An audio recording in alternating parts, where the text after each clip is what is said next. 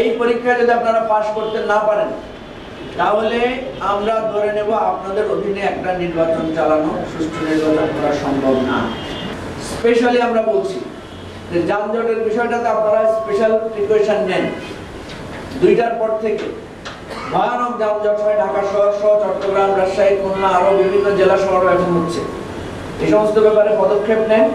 রমজানের এই যানজটের জন্য আমাদের ঢাকা শহরে প্রতি বছর আমরা দেখি হাজার হাজার মানুষকে, লাখ লাখ মানুষকে রাস্তায় ইফতার করতে হয় এবং রাস্তায় কোনো ইফতারের ব্যবস্থাও থাকে না।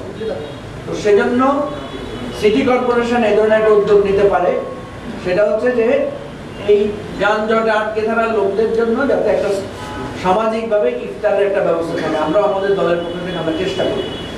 আর একটা জিনিস হচ্ছে আপনার লোডশেডিং, তারাবির সময়, সেহরির সময়, ইফতারের সময় সরকার আমাদেরকে আশ্বস্ত করেছে যে এবার কোনো লোডশেডিং হবে না।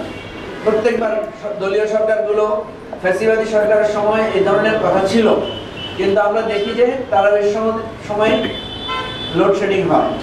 সুতরাং এই সমস্ত ব্যাপারে আমরা সরকারকে আগাম সতর্ক করছি। আবারও বলছি, এইটা আপনাদের জন্য পরীক্ষা। এই পরীক্ষায় যদি আপনারা পাশ করতে না পারেন তাহলে আমরা ধরে নেব আপনাদের অধীনে একটা নির্বাচন চালানো, সুষ্ঠু নির্বাচন করা সম্ভব না। কারণ রমজানে সবাই কোঅপারেটিভ থাকে। রমজানে মানুষ নৈতিকভাবে, ধর্মীয়ভাবে এক ধরনের অনুপ্রেরণা, অনুভব তাদের মধ্যে কাজ করে।